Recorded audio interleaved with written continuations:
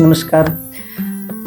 ખાસ વિડીયો બનાવવાની એટલે જરૂર પડી કે 3 મેની જે નીટની પરીક્ષા રદ થઈ છે અને ફરી વખત લેવાવાની છે, તો ઘણા વાલી અને વિદ્યાર્થીઓને ખોટી સમજણ છે અથવા તો ઘણી અફવાઓમાં છે.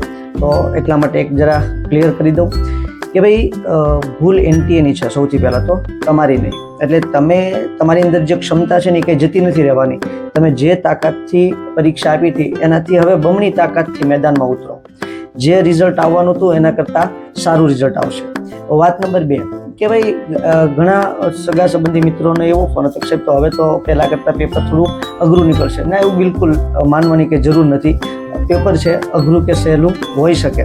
આપણે આપણી પૂરી 100% મહેનત આપવી એ આપણી ફરજમાં આવે છે. તમે બીજી વાત ઉપર ધ્યાન આપવાનું છોડી દો.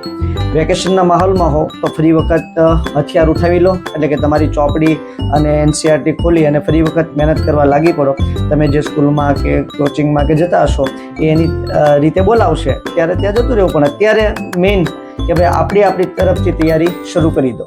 હા, જે વિદ્યાર્થીઓને સારા માર્ક્સ આવવાના હતા અથવા તો ફૂલ એવું કોન્ફિડન્સ હતો કે ભાઈ આવી જ ગયા છે, એ વિદ્યાર્થીઓ માટે થોડી એવી બાબત છે કે ભાઈ થોડું ફરી વખત પરીક્ષા આવે છે એટલે અસમંજસમાં હોય.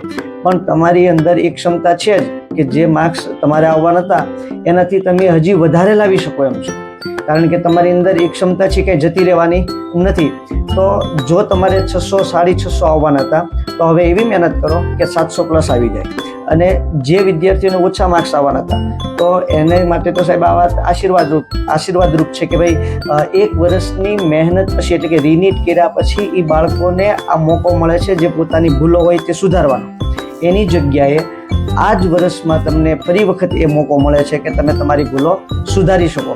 તો તમે બીજી કોઈ બાબતમાં અથવા તો બીજી વધારાની કે જે અફવાઓ છે એમાં નહીં પડતા મહેનતમાં લાગી જાઓ અને એવી તાકાત સાથે મહેનત કરો કે તમારું જે પરિણામ આવવાનું હતું એના કરતાં આ વખતે વધીને આવે. અસ્તુ.